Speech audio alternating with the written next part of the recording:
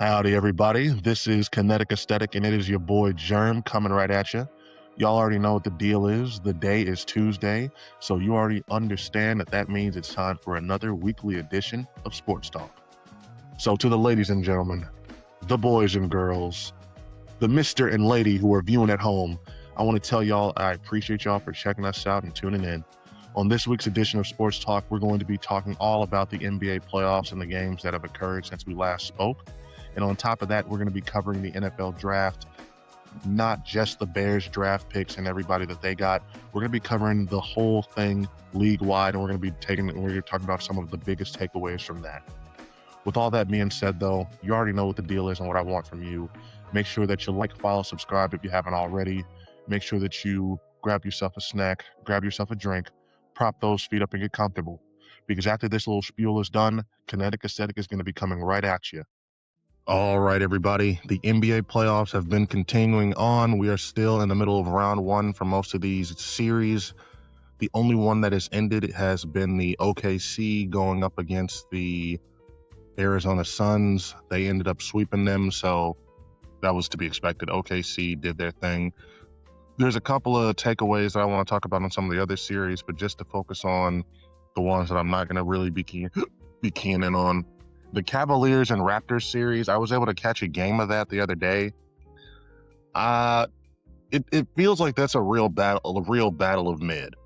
Neither one of those teams, it gives me any indication that they're going to make serious noise in round two. Toronto they're just average. They're a middling team. In Cleveland, listen, you've got James Harden and you've got Donovan Mitchell, who is a disappearing act in the playoffs at times. So I see no real reason for fans in Cleveland to have any type of serious hope. I hate that for them because I really did. I was hoping that James Harden was going to be able to make some type of a difference, even though I know I doubted him, but I was hoping maybe I'd be wrong. But nah, I watched that game. That was just, Donovan Mitchell was playing like ass. And, it was honestly, James Harden was the leading person who was heading the charge and doing the best he could. And even he, like I said, you don't want him to be that guy for you in the playoffs. So I don't really have a strong opinion on who's going to come out of that series doing anything in round two. I think that it's just going to be ass. And then moving on, we got San Antonio going up against the Trailblazers. That's another series that, once Wemby went down with that concussion and they were able to win a game, I thought sometimes it might get a little interesting. But he came back. They were able to do what they did in game 4, and that series is effectively over. The Trailblazers are not coming back from down from 3-1. Now, moving on to some series that I really do care about and was focusing in on, Celtics and 76ers on the East. And then you've got the Timberwolves against the Nuggets on the West. Those are two series that are amazing basketball right now. A lot of it's been made of how Nikola Jokic isn't having the best series. That may be true, but you know what? The team around him is still pretty good. They're still going to be able to make sure that this doesn't just get too lopsided in these next two games. And then you've got the Timberwolves who, listen, Anthony Edwards and the Timberwolves, they are playoff performers. They're a team that I just love watching. I love seeing them do what they do. So I really hope that I get to watch one of those games tomorrow or Thursday. And we have, on the East Coast side of things, we had Boston up against the 76ers. This was another game that I was able to catch while I was at work. Both teams played great. And the 76ers were doing this without Embiid in there. Tyrese Maxey and the rest of them were holding it down. Paul George is actually having a pretty decent showing right now. He's not the old Paul George or anything like that, of course, but still, he's being able to go out there and do his thing and showcase his ability.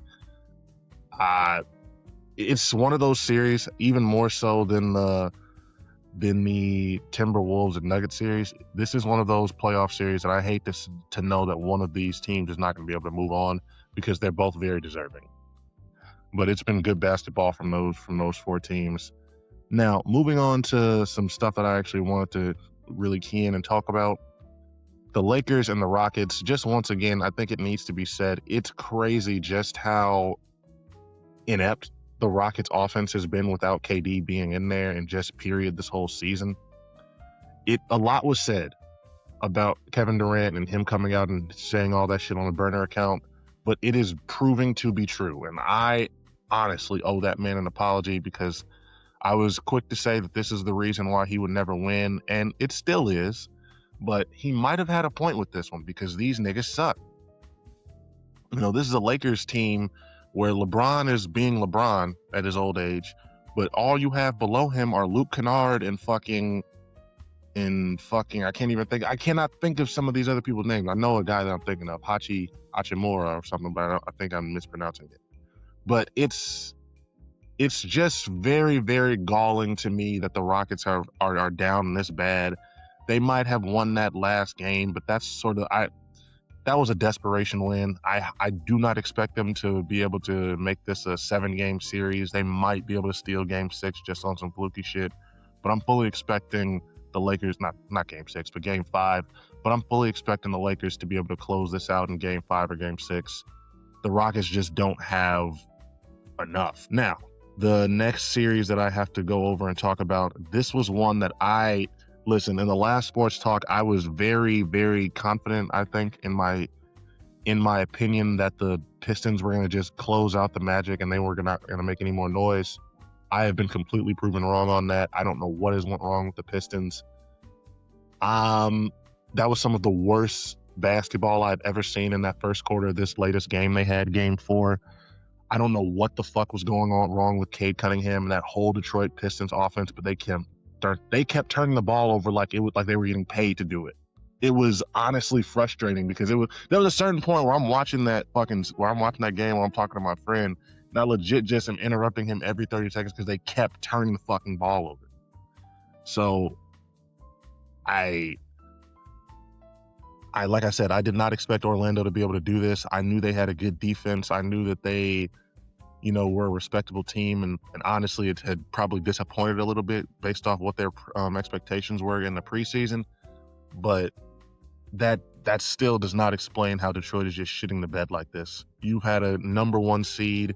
You've been the number 1 seed for months now. You've been playing great basketball the whole season. Yes, Cade went down for a little bit towards the end, but you were able to get him back. And now, when you've got all the expectations, when you've got all the hype, you literally just shit the bed completely. I really still would like to think that Detroit is going to be able to somehow figure this out, but at this point, they're looking like they're going to be added to that short list of number 1 seeds who dropped out in the first round. And I hate that for them, but I hate that for the city of Detroit, to be honest. Feels like they've been having a lot of good regular seasons and bad playoff performances across the whole city in their sports teams right now. But you have to give credit to the Magic. They're coming out, and they're Desmond Bain and the rest of them are coming out and doing what they have to do. Cade was 7-23. That's not good field goal percentage. He was having to force shit. 8 turnovers by him. It was bad, man. It was bad, and they are going to have to somehow figure things out and come together, because their season is on the line now, and it's going to look real bad on them if they were to lose in the first round. Now, the last series that I wanted to take a look at, I wanted to speak about, I want to talk about the Knicks and the Hawks. I still have no real idea on how things are going to go. At this point, I'm ready to lean in the favor of the Hawks. I just think they're going to be able to go in there and get things done. I just feel like the Knicks are just, there's a little bit too much, the lights are a little too bright for them right now. I don't really have anything else to say other than that when it comes to the playoffs and everything. It's been a great time so far. I will say the Hawks and the New York Knicks series is the one series I haven't been able to watch really a full game of yet, which sucks, but I'm hopeful I'm going to be able to change that tonight. But yeah, no, this has been a very good first round of the playoffs so far. Aside from even the series that are really just sort of mid-offs haven't been too bad. The only one that was a sweep was the OKC series, so you really can't complain too much. This is good playoff basketball. So if you haven't already, make sure you go and check some out, because this has been a first round to remember. Okay, everybody, the NFL draft has come and gone, so you already know what that means. We have to go over not only the entire draft itself, but we are going to have to firstly focus in on my Chicago Bears and how they did. So let's kick things off by going over their first round pick. They picked him at pick 25. It was Dylan Thieneman. He's a safety out of Oregon. He is pretty much, a lot of people will say he's going to be the second best safety out of the class. He isn't ahead of Caleb Downs, but he's definitely comparable. They say that he can do everything he can do. And honestly, I'm a big fan of this pick. I feel like I didn't know too much. I already liked the pick just knowing that he was a safety when I first heard it. But then when I was able to look and see that he ran a 4.3, that's when I fell in love with it. That's when I started to understand what the vision was behind this pick. This is a pick that I think they are trying to use to focus in on getting not just a good quality safety for the defense, but they want somebody who is going to almost be a utility knife. With the type of speed this guy has, he's going to be able to be around all over the field, go up and down. He's going to be able to protect you from getting burned. And above all else, I think that he is just going to, just be that utility knife. We had Kyler Gordon, who fits that role at the nickel and everything with his speed and what he's able to do, rushing the quarterback sometimes. So now that we have got Dylan Thieneman, I think we're going to be able to have a lot more versatility and be able to just move around a lot more while things are happening on defense. It's a quality pick. He's going to be a day one starter. He honestly wasn't even supposed to be there because I was seeing a lot of mock drafts that this was a guy that was already going to be gone. So this is one that you can't fault them on. They had a guy who has a lot of potential, who is already, like I said, going to be a day one starter, fall into your laps. You take him without having to move up and having to get aggressive. You really can't be upset about that. I'm going to have to give that one an A+. I really like the pick. And I will say, I was a really big fan of how this dude was dressed at the draft and everything. Man was looking spiffy. You always like to see a guy with some style and swagger go to your team, so I'm hoping that he's able to not just dress well, but have that swagger on the field and when he's practicing and with his teammates as well. Now, moving on to round 2, they had 2 second-round picks. The first one they used on Logan Jones. He is a center out of Iowa. Now, this was a much needed pick. I said it in last week's Sports Talk when I was previewing the draft. You were going to need to take some type of draft capital whether that be in the second, third, or honestly even the first round. You were going to need to do something to bolster that offensive line. Losing Ozzie is a big blow, especially knowing he's not going to come back until basically the end of this year or next. And there's a potential that he won't ever be the same player he was just as a rookie.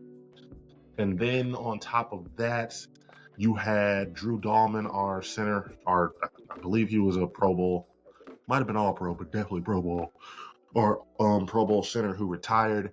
You couldn't just go into the season ignoring those losses on the offensive line. Yes, we have the depth, as I've gotten into an argument with my friend about and everything, but even more so than the depth, you need to make sure that you have a proven quality guy there that can hold down that starting position. You don't want to have anybody on the offensive line be a weak link, because when you have a weak link, that is something that can be exploited and exposed. And left tackle is the worst place to have that weak link for a lot of different reasons. So this was something that you needed to do. You needed to make sure that, listen, we didn't take a tackle, so I don't know why I said left tackle, but y'all get what I was trying to say. But we have the center, so at this point, I am pretty confident and set in every single position on the offensive line except left tackle, which is something that is not ideal, but Braxton Jones, he might not be like A1 or a world beater or anything like that, but he's still quality. So this has a lot of potential. I really like this pick. I know we signed Garrett Bradbury out of the free agency, but you know what? He'll be able to teach this guy, potentially move somewhere else on the line if he really wants to stay and everything like that. It's just good that we took care of the offensive line. So we took the other second round pick and we were able to trade down, and then we were able to get 2 third rounders. The first one we used on Sam Rush, a tight end out of Stanford. Rush, I believe, might be the way you pronounce the last name. I've seen a lot of criticism for this and the other third round pick. When it comes to just this one, I'm actually more favorable towards this one, simply because apparently this guy is really, really good at blocking. And listen, we're already talking about the offensive line and everything, and them going to take that center just to make sure that that's shored up.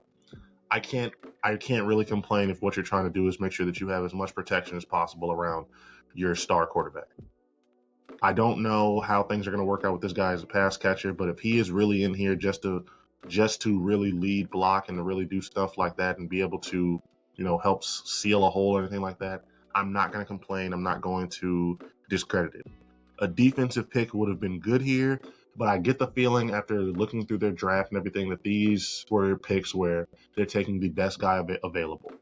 It didn't matter if it was offense or defense. A lot of times they're just going to take whoever the best player available is on their big board at that time. So I can't really fault the pick too much. I would probably give this one a B minus, honestly. Oh, and the second round pick, I would give a minus too for Logan Jones. Now, as for the other third round pick, we had Xavier Thomas, wide receiver out of LSU. Out of all the positions that we could have went for in the draft, that we could have used a relatively high potential draft pick on, and I really wish right here we would have went for something that was going to be more focused on defense, that was going to be, I don't know, I would have even taken another offensive lineman with this pick.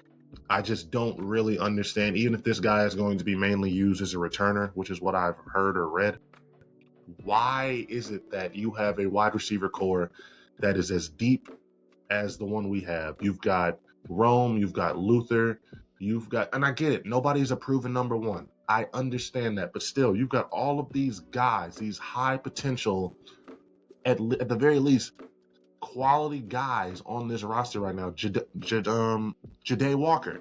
I don't really understand what the point is of taking this pick. I don't know when this guy is really going to even be able to really get playing time on offense aside from being a return man.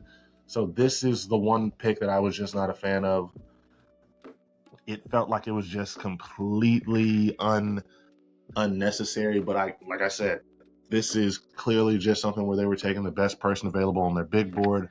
I also like to think that Ben Johnson had a hand in this pick. He definitely was probably in his ear telling them, hey, we might as well take this guy, give me a return man, or just get me an extra weapon. It is what it is. I'm going to have to trust them on this one, but if I'm just grading it outside of my bias to trust the GM and coach, I'm going to have to give this one a D. Was not a position of need, and it felt like we definitely could have used that draft capital in other places. Now, the day 3 picks, we had Malik Muhammad, a cornerback out of Texas. We had Keyshawn Elliott, a linebacker out of Arizona State. And then with our last pick, we took Jordan Vandenberg, a defensive tackle out of Georgia Tech. All 3 picks were used on defense. I mean, they addressed the defense like I hope they would. I just sort of wish they wouldn't have done it all on day 3. And Keyshawn Elliott, I don't know when he's going to be able to get too much playing time being a linebacker. And ours is pretty much set. But when it comes to Malik Muhammad and Vandenberg, I know at least for Vandenberg, what they're going for is that he has a lot of physical tools. I saw a video of him bench pressing 652 pounds. So I understand the thought process behind drafting him. You're hoping that you can get some of those skills that he has to translate over to be able to get some stuff done that way. Had potential to have I'm not trying to compare him to this guy because I know it's a big comparison, but potentially follow an Aaron Donald path where you have somebody who's such a physical freak, and you can translate that over into all of the other tools that go into being successful. So hopefully that can work out. And Malik Muhammad, listen, after Nashawn Wright left, after everything we went through with defensive back and everything, you want to shore that up. You want to get as many people as you want to get as many high-quality prospects as possible in there. You're going to need to replace him, and you're going to need to just make sure that's shored up. I really think that what they were trying to do with this draft is, number one, we're trying to get our secondary secured. I think that Ryan Poles definitely came out over at one of the press conferences and talked about wanting to make sure that quarterbacks are having to hold on to the ball for a second longer, and he's hoping to help out the defensive line that way. I understand the vision. I get where he's coming from, and I understand that he likes the pieces that he has on the defensive line. Austin Booker is still somebody who's been improving each year. Javon Sweat is definitely a high quality number two, even though I don't think he's a number one. And then you've got I can't think of his name at defensive tackle, but we've got some pieces there. We've got pieces and we've got stuff to look forward to. It's really going to come down to if these guys can develop, if Austin Booker can make that next step. Because I really don't like the fact that we haven't addressed defensive line the way I would have hoped. But I can't complain because I understand the vision of what he's going for. You sign Kobe Bryant, you bring in all the cornerbacks, you draft Dylan Thieneman with the first round pick. You're trying to create a secondary that is going to force motherfuckers to hold on to the ball for a lot longer. You're trying to force motherfuckers to have to think about what they're going to do so that you can get home with those guys and give them a little bit more time. It's going to be relying on a lot of other guys staying healthy. We can't afford to have Jalen Johnson go down again. Tyreek Stevenson needs to be healthy and stay consistent. But it'll be interesting to see how this goes, if this process plays out, pays off for Ryan Poles, because it was very clear to me and to a lot of Bears fans that defensive line needed to be addressed, and that we needed to get something going on that. At this point, it's clear we're not going to be getting Max Crosby or anybody like that who's going to be an immediate game changer. But I am hoping that we can definitely I'm hoping that everything works out and that Austin Booker takes that next step, because otherwise pass rush might be ugly again this year, and that can be an Achilles heel that will definitely tear us down when all things are said and done. All right. So as for the overall takeaways from the NFL draft, it really was a draft that came with a couple of surprises, the first round especially. Fernando Mendoza going to the Raiders wasn't a surprise. That one came and went. But starting at number 4, when the Titans drafted Carnell Tate, sort of sent everything into a tailspin from there. There were a lot of players that were going in different selections compared to where they were projected. It played a big part in why the Bears were able to draft Dylan Thieneman, so I can't really complain. You had stuff like Malachi Lemon being on the phone with the Steelers, only for Philly to jump ahead of them and screw them over by drafting him. It's also interesting to note that Pittsburgh might end up getting in trouble for that, because that is definitely illegal to be talking on the phone with the draft pick before you're even on the clock. Be interesting to see what happens with that. Also, I do want to take some time to talk about Malachi Lemon. Now that I remember it, Malachi Lemon was getting a lot of flack in the media and in the people reporting because of how weird his combine interview went. It was admittedly very fucking strange and weird the way dude was moving and sort of like talking. He was sort of, acting like he was giving off NBA YoungBoy vibes, like he was trying to be like that. Then you see him at the draft. When he gets drafted, he goes up there on stage and he's sort of rocking and swaying. I'm here to tell y'all right now, I think a lot of people are trying to already make comments about him being like Antonio Brown, or like he's autistic or something like that. I think he's just very awkward. I think he's very awkward, and he gets very socially and anxious when he's in like situations like that. I'm not basing that off anything other than just the 2 clips I've seen of him. But not the 2 clips. I've seen a couple more of him one-on-one. But it seems to me that when he gets in situations where there's a lot of media attention on him, like a lot of cameras and stuff like that, he gets nervous and he starts to, rock and sway. And I'm going to give him the benefit of the doubt. I don't think that there's anything wrong with him. I think that people are they're just overdoing it when it comes to him and his like mannerisms. Now, on to some other draft picks that I found shocking or just interesting. I do have to say the Rams drafting Ty Simpson with the 13th overall pick was the story of the draft for me.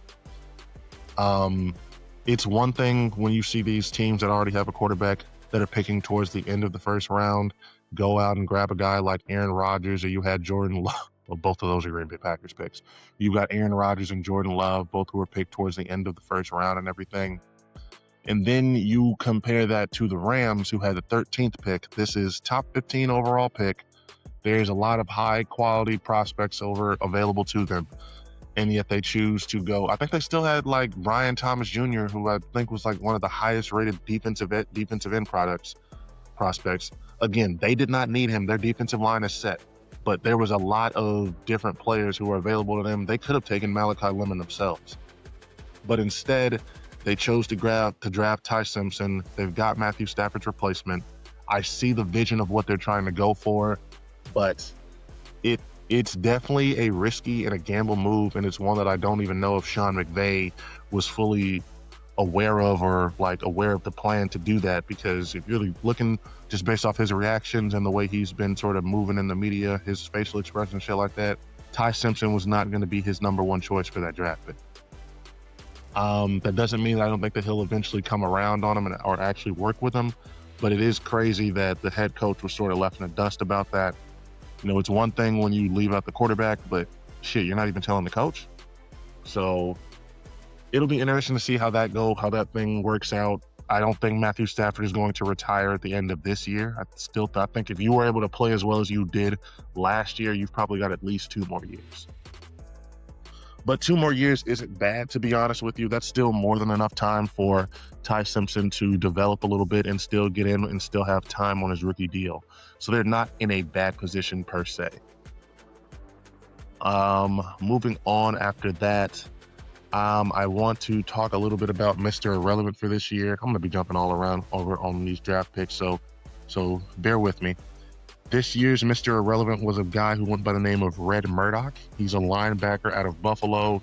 He was chosen by Denver. Just shout out to him. I think it's always cool that he's Mr. Irrelevant. Ever since you've had Brock Purdy, I think people have really come around more and understanding that these guys have potential. It doesn't matter where you're drafted at in the NFL draft. The fact that a team selected you means you have the potential to be a game changer. You just have to go out and utilize it. Now, the one guy who really got fucked over, who had a bad time with this NFL draft, it's gonna be, what's his name? Jermod McCoy. He was a standout cornerback out of Tennessee. He was going into this draft after having a lot of hype and having a good pro day as a top 10 pick. And then there was a report that came out about him having some medical issues. I am not entirely sure, but I'm going to try to just go off based off what I remember. He has some type of issue where he tore his ACL. He got the surgery, and that all seemed to be successful. But then it came out that he was having some sort of issue with a bone plug that was inserted during this whole process.